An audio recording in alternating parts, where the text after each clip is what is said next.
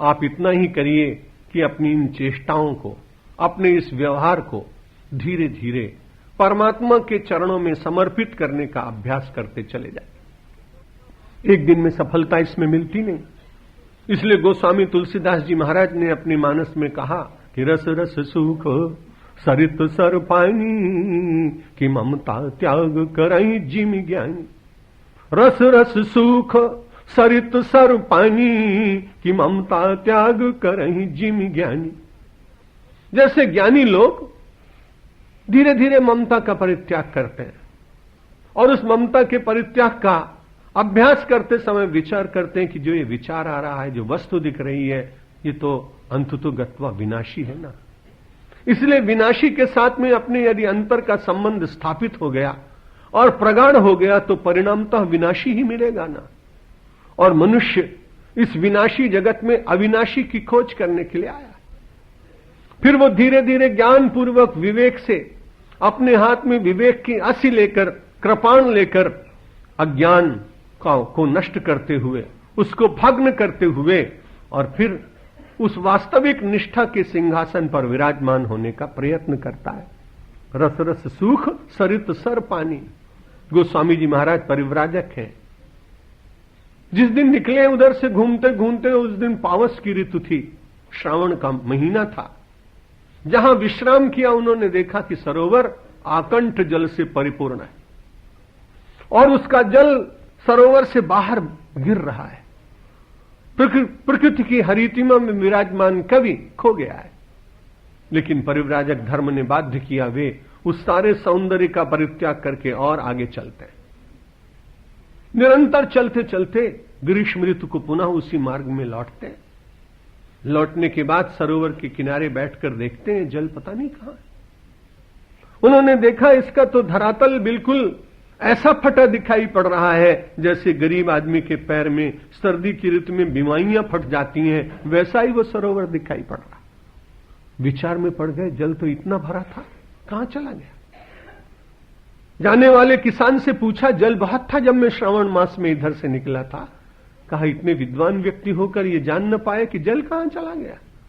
आपको मालूम नहीं, सूर्य की रश्मियों ने उसका शोषण किया, पवन के झकोरों ने उसे उड़ाया और उसके बाद वो सारा जल समाप्त है और पावस की ऋतु पुनः आएगी, प्रकृति पुनः कृपा करेगी और ये फिर भर जाएगा। गोस्वामी तुलसीदास जी को बड़ी प्रेरणा मिली कि हा, मेरा हृदय भी तो ये सरोवर ही तो है और मेरे इस हृदय के सरोवर में मेरे जन्म जन्मांतर के संस्कार का पानी भरा हुआ है। अब मैं भी परमात्मा की कृपा का पवन चलाऊंगा और परमात्मा की कृपा के पवन से और थोड़ा विवेक और ज्ञान के अभ्यास के सूर्य रश्मियों से मेरे हृदय के सरोवर में जो वासना के संस्कार भरे हुए हैं वे सब सूख जाएंगे। तब मेरा हृदय सरोवर एकदम रिक्त होगा और उस रिक्तता के समय में जो दूसरी पावस आएगी, परमात्मा के अनुग्रह की पावस में उसकी कृपा के वर्षा के द्वारा जो मूसलाधार वर्षा होगी, उसमें निरंतर उसकी करुणा, उसकी दया, उसकी क्षमा, उसके सारे सद्गुणों का जल मेरे इस आंतरिक सरोवर में परिपूर्ण हो जाएगा। अज्ञान मिट जाएगा। ज्ञान, निरंतर ज्ञान की वारी में मैं स्नान कर अपने को शुद्ध और पवित्र बना सकूंगा। रस रस सुख सरत सर पानी ममता त्याग करहि जिम ज्ञानी। जैसे ज्ञानी ममता का परित्याग करता है। इसलिए देवर्षि नारद जी ने कहा, आप न लोक को छोड़ सकते हैं न आप वेद को छोड़ सकते हैं। जब आपके मन में सात्विकता जागेगी तब आध्यात्मिक पुरस्चरण और अनुष्ठान आप करेंगे। संत सद्गुरुओं का आपको मिलन होगा तो आपके मन में शास्त्र वचन करने की इच्छा होगी। कभी आपके पुण्य जागृत होंगे तो आप तीर्थ दर्शन करने चले जाएंगे। ये सारा आध्यात्मिक जीवन का एक पक्ष होगा। जीवन का व्यवहार चलाने के लिए आपको व्यापार करने होंगे, उद्योग लगाने होंगे, इन सब के बीच में रहना होगा। किसी का निषेध नहीं करते, रूपांतरित करने की बात है। क्रिया का रूपांतरण व्यक्ति को बहुत बड़े फल का अंतर दे देता है। अपने किसी पूर्व प्रवचन में निश्चित रूप से आपसे निवेदन किया होगा कि सरोवर के एक भाग पर खड़ा हुआ धोबी और वस्त्रों का प्रक्षालन करता है उसका शरीर झुक झुक जाता है और उसे मालूम है कि हर कपड़े के धोने के बाद उसको 50 पैसे मिलने वाले हैं। ठीक उसी के सामने सरोवर में खड़ा हुआ एक दूसरा व्यक्ति अपनी माला लेकर जप करता है और हर माला के पूर्ण होने पर मन में विचार करता है, मेरी ये आराधना और मेरे आराधना के स्वर मेरे इष्ट देव तक जरूर पहुंचे होंगे। मेरी मंत्र की भीतर जो मेरी आह है, मेरी पुकार है, वो मेरे आराध्य के यहां जरूर पहुंची होगी। कई दिनों के बाद, इतना परिश्रम करने के बाद 100, 200, 400 रुपए का अधिकारी वो केवल धोबी बन पाता है। परिश्रम उसका अधिक है, जल में खड़े होकर उसे अधिक श्रम करना पड़ रहा है, और इधर साधक को श्रम कम है लेकिन भावना बलवती है। एक को केवल पैसे मिल पाते हैं और दूसरे को परमात्मा मिल जाता है। क्रिया दोनों की लगभग एक जैसी है, लेकिन भावना का अंतर होने के कारण प्राप्ति में बहुत अंतर होता है। इसलिए जगत का व्यवहार एक लौकिक व्यक्ति भी करता है जिसे अध्यात्म के संबंध में कुछ जानकारी नहीं, लेकिन एक आध्यात्मिक व्यक्ति भी वही कर्म करता है। साधारण व्यक्ति बंधन में बंधता है और दूसरा व्यक्ति बंधन से मुक्ति को प्राप्त करता है। क्यों? क्योंकि उसके जीवन में लोकवेद व्यापारन्यासः, निरोध यह है कि उसमें अपने ऊपर अंकुश लगाते हुए संयम के अंकुशों के बीच में जीता हुआ अपने कर्म के फल और अपने कर्म को भावनात्मक रूप से परमात्मा को समर्पित करने का यत्न करें। परमात्मा की बड़ी कृपा है और उनकी बड़ी उदारता है कि मेरे समर्पण में वे लौकिक दृष्टि से लोगों जैसे लोग स्वीकार करते हैं वो स्वीकार नहीं करते। लोगों को तो आप देखिए कि कैसा स्वीकार कर रहे हैं आजकल। उसकी चर्चा में नहीं करूंगा क्योंकि समाचार पत्रों में आप सब पढ़ते रहते हैं। लेकिन परमात्मा को जब आप समर्पित करते हैं, कभी विचार करिए, बड़ी श्रद्धा से आप रखें कि आज तो भगवान धन्ना जाट जैसा तो कभी कोई आता है जहां 9 दिन उपवास करने के बाद प्राणांतक पीड़ा सहन करने की शक्ति जगती है। लेकिन सामान्य लोग तो भगवान को रखते हैं, पूरे देश में रखते हैं, जहां जहां भी प्रवासी भारतीय हैं वहां भी बड़ी पूजा सेवा होती है। लेकिन अभी तक किसी भक्त ने मुझको यह नहीं बताया कि मैंने रखा था और उस दिन भगवान ने इसमें से एक पूरन पोली या इसमें से एक रसगुल्ला या इसमें से एक गुलाब जामुन भगवान ने ले लिया। मैं भी विचार करता हूं कि भगवान ने क्यों नहीं लिया। नाथ द्वारा में भी मैंने पूछा पुजारी जी से, उन्होंने कहा कि नहीं, यहां भी कभी कभी भगवान के चिन्ह दिखाई पड़ते हैं लेकिन कुछ उठाया हो ऐसा दिखता नहीं। मैंने कहा भगवान बहुत दयालु, वो मानव के मन की कठिनाई जानते हैं कि यदि मैंने एक बार उठा लिया तो दूसरी बार ये रखेगा कि नहीं रखेगा पता नहीं, क्योंकि फिर तो हिसाब लगाने लगेगा कि एक दिन का एक रसगुल्ले में 2 रुपया तो महीने में 60 रुपया। और भगवान भी ऐसा करने लगे फिर ऐसा लोगों को कहेगा। इसलिए भगवान ने कहा नहीं, मैं तुम्हारी वस्तु नहीं लूंगा। तुम्हारा करोड़ों रुपए के हो तो भी मैं उसमें से एक भी कण लूंगा नहीं। पर तुम समर्पण करने से डरते क्यों? जब मैं लेता ही नहीं हूं तो तुम्हें समर्पित करने से भय क्यों लगता है? इसलिए समर्पण करते समय विचार करिए, भावग्राही जनार्दन, मेरा ये प्रभु मेरे भाव को ग्रहण करेगा। इसलिए अर्पित करते समय इतने भावप्रवण हो जाइए कि उस भावना में आपको जगत कुछ क्षणों के लिए विस्मृत सा दिखाई पड़े और आपको लगे कि मेरा आराध्य मेरी वस्तु नहीं, मेरे मन के भाव को ग्रहण कर रहा। जब ये विचार आपके मन में जागेगा तो यही भाव तो आपके अंतःकरण की शुद्धि में सहायक हो जाएगा। अग्रिम सूत्र में कहा, यदि आपने इस प्रकार से लोक और वेद व्यापार का न्यास करना प्रारंभ किया, समर्पण करना प्रारंभ किया, जिसकी वस्तु है उसको ही देने का मन में विचार किया, तो आप बंधन से धीरे धीरे मुक्त होंगे, भार कम होगा। कभी संसार में कोई ऐसा नहीं होता है कि आप स्टेशन पर उतरें और किसी कुली के ऊपर अपना बहुत अच्छा मूल्यवान बक्सा रख दें और उसे ज्ञात भी हो कि इस बक्से में 5 किलो सोने के आभूषण हैं, लेकिन वो कभी ऐसा विचार नहीं करता कि ये बक्सा मेरा है। वो तुरंत कहता है कि भाई 5 मिनट का ये काम अपने को दिया गया है और इसका बक्सा मैं टैक्सी में टांगे में जहां ये कहेगा यात्री वहां रख दूंगा और उसके बदले में मुझे थोड़ा सा मूल्य, थोड़ा सा पारिश्रमिक मिलेगा। बड़ा अच्छा है वो, क्योंकि वो जानता है कि भाई जिसकी वस्तु है उसकी उतार देना है। हम लोगों की थोड़ी कठिनाई है, बुरा मत मानिएगा, हम सब बड़े सभ्य लोग हैं, लेकिन कई बार हम सब लोग तो ऐसा है कि कुली तो जिसका माल है उसको उतार के देता है, लेकिन हम तो सारा का सारा भार लेकर मनुष्य के रूप में कई बार कुली बनने का प्रयत्न करने लगते हैं। ये बड़ी दयनीय अवस्था होती है। मनुष्य को परमात्मा की वस्तु है, इसलिए परमात्मा को समर्पित करना है, उसके चरणों में उसे न्यस्त करना है, उसे रख देना है। और ये भावनात्मक रूप से करने में किसी व्यक्ति को कोई कठिनाई नहीं होती। अग्रिम सूत्र में कहा, तस्मिन अनन्यता तद विरोधिषु उदासीनता। भगवान के चरणों में अनन्य भाव हो। गोस्वामी तुलसीदास जी महाराज कहते हैं, भगवान का भक्त भी हो और आशा किसी दूसरे से करे, ये ठीक बात नहीं। मोर दास कहाए निजया, मोर दास कहाए पर आशा, ओ कहो तो कहो कहा विश्वासा। मेरा अपने को भक्त मानता हो और आशा उसे केवल जगत से हो। जगत में व्यवहार होता है, लेकिन जगत के व्यवहार के बाद में जो आंतरिक अभिलाषा है वो तो परमात्मा से ही होनी चाहिए। और उपासना करते समय भी अनन्य भाव होना चाहिए कि मेरे इष्ट देव से बढ़कर कोई नहीं, सब देवताओं का सम्मान, लेकिन सबसे श्रेष्ठ यदि कोई है तो मेरा इष्ट देव ही है, ऐसा सुदृढ़ विश्वास मानव के मन में होना ही चाहिए। गोस्वामी तुलसीदास जी महाराज बड़े भक्त हैं, कविता करते हैं, परंपरा है, क्योंकि सब लोग पहले से गणपति और सरस्वती की वंदना करते आए, इसलिए सबसे पहले विनय पत्रिका में वो प्रार्थना तो करते हैं, गाइए गणपति जगबंदन, शंकर सुवन भवानी के नंदन। खूब वंदना की है, मोदक प्रिय मुद मंगल दाता, सारे गुणों का वर्णन किया। लेकिन अनन्यता देखिए गोस्वामी जी के, सारा वर्णन करने के बाद अंतिम पंक्ति में कहते हैं, गणपति भगवान एक बात याद रखना कि आपकी इतनी प्रशंसा मैं इसलिए नहीं कर रहा हूं कि आप प्रसन्न हो जाएं। मांगत तुलसीदास कर जोरे, बसहि राम सिय मानस मोरे। मैं आपकी वंदना इसलिए कर रहा हूं कि यदि आप में कृपा करने की शक्ति है, और है ही निश्चित रूप से, क्योंकि आप गणपति हैं, इसलिए आपसे प्रार्थना इतनी है कि मेरी इस वंदना से आप प्रसन्न होकर अपनी प्रसन्नता तो थोड़ी दीजिए, लेकिन परम प्रसन्नता मेरे इष्ट की मुझे मिल जाए। मांगत तुलसीदास कर जोरे, बसहि राम सिय मानस मोरे।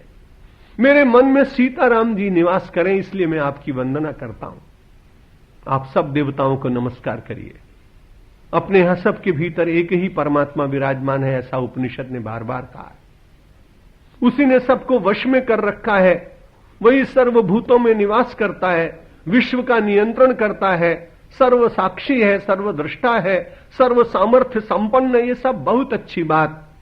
उस परमात्मा के ही समस्त स्वरूपों का दर्शन करने के बाद जो इष्ट देव आपने मन में स्वीकार किए हैं, उनके प्रति अनन्य भाव होना चाहिए। भगवान शंकर के एक बड़े भक्त हो गए, उनका नाम था उपमन्यु। बड़ी साधना की, बड़ी तपश्चर्या की, तो तपस्या करने के बाद इंद्र बड़ा प्रसन्न होकर और उनके पास गया। उन्होंने कहा, इतनी साधना कर रहे हो, जो तुम मांगो मैं तुम्हें दे दूंगा। उनसे पूछा कि आप हैं कौन? उन्होंने कहा, तुम्हें पता नहीं, मैं देवताओं का अधिपति हूं, मैं सुरेंद्र हूं, मैं देवेंद्र हूं, मैं इंद्र हूं। बड़ी विनम्रता से उसने प्रणाम करते हुए कहा कि मैं तो शंकर जी की उपासना करता हूं ना। अपि कीट पतंगो वा भवेयम शंकराग्रया। भगवान शंकर की आज्ञा और कृपा से यदि मुझे कीट और पतंग भी बनना पड़े तो मैं स्वीकार करता हूं, लेकिन इंद्र त्वया दत्तम सुरलोकम न कामय। तुम्हारे दिया हुआ यदि कोई देवेंद्र, तुम अपना पूरा राज्य भी मुझे दे दो, न कामय, मैं उसकी कामना नहीं करता हूं, मेरी अनन्यता में दोष लग जाए। यदि तुमको कुछ भी देना है तो मेरे प्रभु से कहो, और वो मुझे कहें, या वो स्वयं रूप धर करके आए। और यदि मेरी साधना से वे प्रसन्न नहीं भी हुए तो तुम तो मुझे इंद्र पद दे रहे हो, या तुम कोई बहुत बड़ी वस्तु मुझे दे रहे हो, मेरी कठिनाई मैं उसे स्वीकार नहीं कर पाऊंगा। यदि भगवान शंकर मुझसे प्रसन्न ना भी हुए तो इंद्र ने कहा, तुम्हें कुछ मिलने वाला नहीं, चाहे जितनी तपश्चर्या करो तुम्हें कुछ मिलने वाला नहीं है। उन्होंने कहा, कोई चिंता की बात नहीं, अगर मुझे कीट और पतंग भी बनना पड़े तो मैं उसके लिए तैयार हूं, इतनी निम्न योनि में भी जाना पड़े तो मैं तैयार हूं, लेकिन इंद्र त्वया दत्तम, तुम्हारे द्वारा दिए हुए मैं किसी भी बहुत बड़े पद को स्वीकार करने के लिए तैयार नहीं हूं। यह है भक्त की अनन्यता। थोड़ी देर के बाद भस्म धारण किए हुए भगवान शंकर का दिव्य स्वरूप प्रकट हुआ। भगवान ने कहा, मैं देखने आया था कि तेरी अनन्यता कैसी है। वो इंद्र नहीं थे, बल्कि इंद्र में ही बन के आया था, और मैंने अपने स्वरूप को अब वहां से हटा लिया है और मैं तुम्हारे इष्टदेव के रूप में प्रकट हो गया हूं। और भगवान शंकर के प्रकट होते ही उपमन्यु ने बहुत सुंदर स्तोत्र की रचना की है। कभी आप स्तोत्र साहित्य में उसका वर्णन पढ़ेंगे, बहुत ही सुंदर शब्दावली। अनन्यता गोपियों की दिखाई पड़ती है। अनन्य कई भक्त हुए हैं जो केवल अपने इष्ट देव के प्रति समर्पित होकर, और अनन्यता में किसी देव की निंदा नहीं है। अनन्यता का अर्थ यह नहीं है कि हम आपस में झगड़ा करने लगें। झगड़ा करने में बड़ी कठिनाई होती है, और संप्रदायवाद जब समाज में फैलता है धर्म के नाम पर, तब बड़ी कठिनाई होती है। इसलिए यहां तो उदारता है, एकत्व का दर्शन है, अनेकता में एकता का दर्शन। यही तो हम सब लोगों की संस्कृति की विशेषता है। इस विशेषता को धारण करते हुए और हम अपनी संस्कृति की सेवा कर सकते हैं, अपने आराध्य की कृपा प्राप्त कर सकते हैं अनन्य भाव से। और गोस्वामी तुलसीदास जी महाराज कहते हैं, मैं भगवान को बहुत प्रसन्न करने की चेष्टा करता हूं, राम जी को, लेकिन कभी कभी ऐसी इच्छा होती कि इनके साथ झगड़ा भी करूं। और उन्होंने कहा कि बने तो रघुबर से बने और बिगड़े तो भरपूर।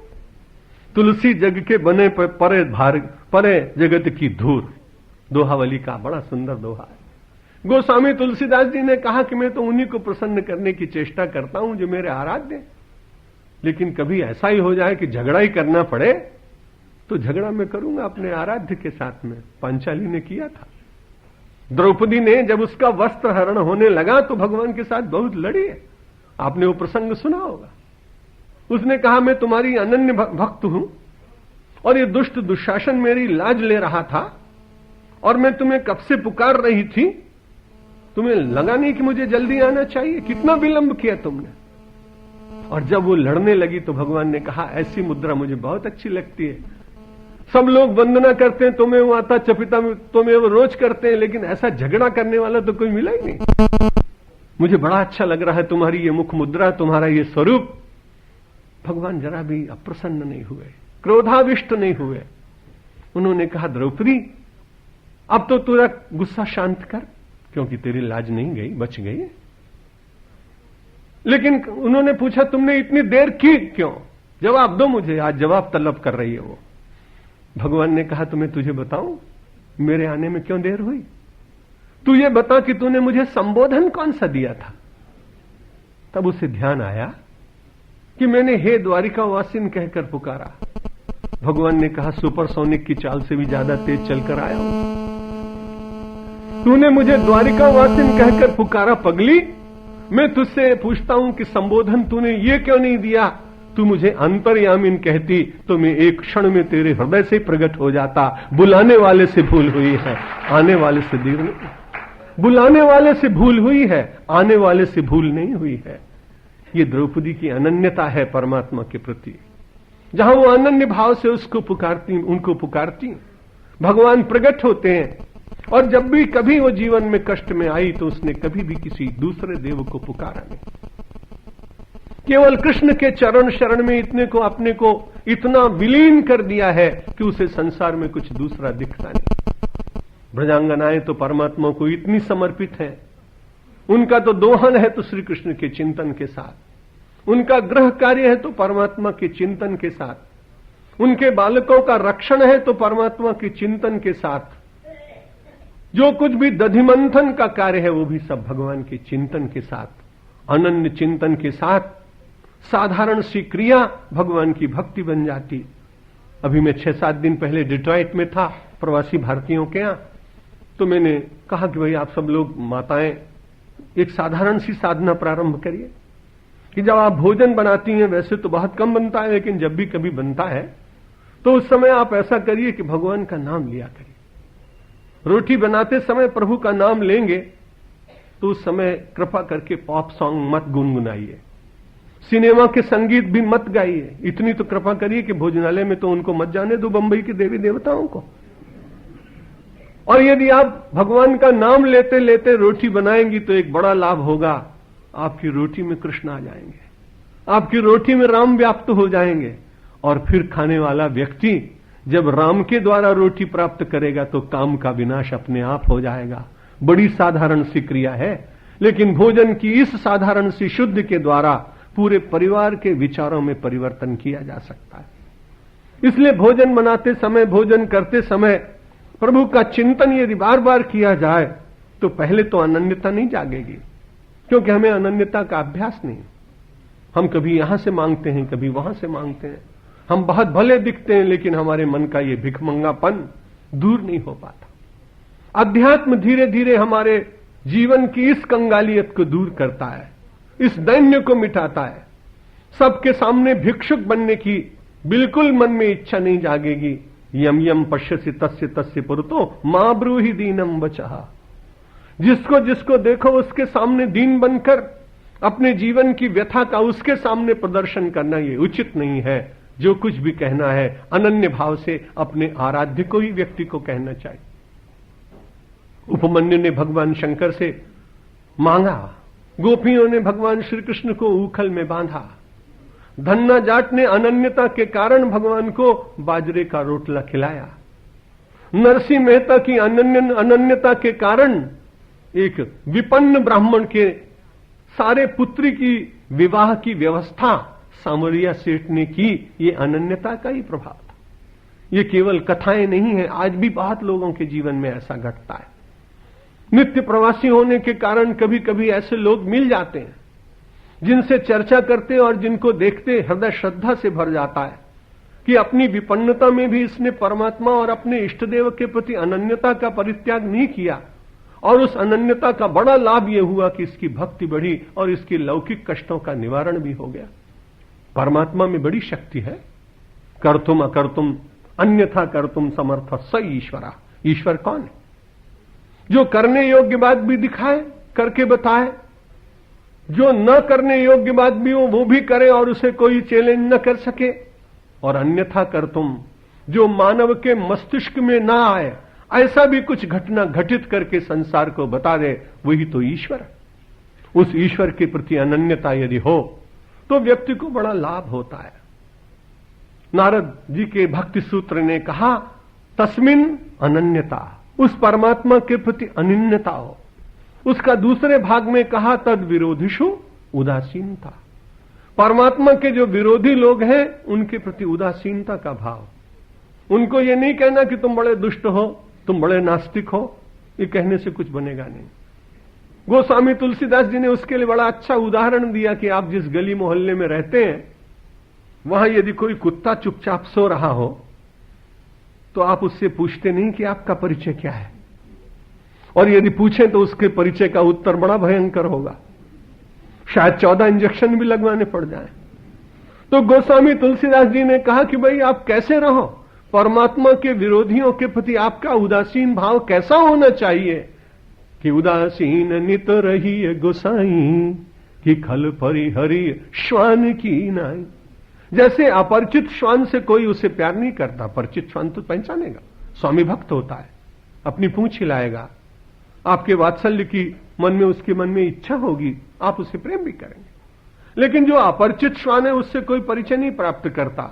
गोस्वामी तुलसीदास जी महाराज ने कहा, अरे परमात्मा का जो विरोधी है आप उसकी बात चर्चा मत करिए, उससे उदासीन रहिए, क्योंकि असत की चर्चा से भी तो असत के जो परमाणु हैं वो व्यक्ति को स्पर्श करेंगे। इसलिए सज्जनों की चर्चा, भक्तों की चर्चा, शास्त्र की चर्चा, अपने गुणानुवाद ईश्वर के गाने की इच्छा, तद विरोधिषु उदासीनता।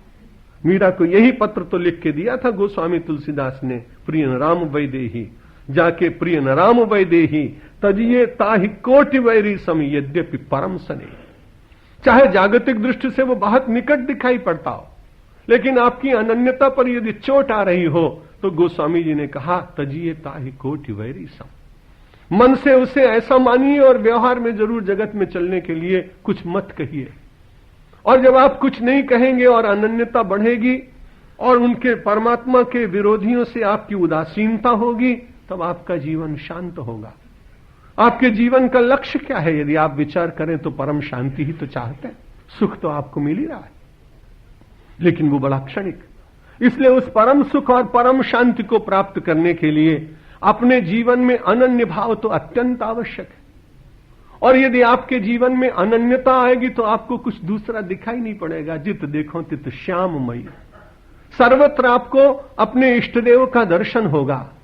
और जब आपको अपने इष्टदेव का दर्शन होगा तब आप उसके चरणों में बड़े विनीत भाव से बोल उठेंगे, अब सौंप दिया इस जीवन का सब भार तुम्हारे हाथों में, सब भार तुम्हारे हाथों में, है जीत तुम्हारे हाथों में और हार तुम्हारे हाथों में, और हार तुम्हारे हाथों में। मेरा निश्चय बस एक यही, एक बार तुम्हें पा जाऊं मैं, एक बार तुम्हें पा जाऊं मैं। अर्पण कर दूं दुनिया भर का सब प्यार तुम्हारे हाथों में, सब प्यार तुम्हारे हाथों में। जो जग में रहूं तो ऐसे रहूं जो जल में कमल का फूल रहे, जो जल में कमल का फूल।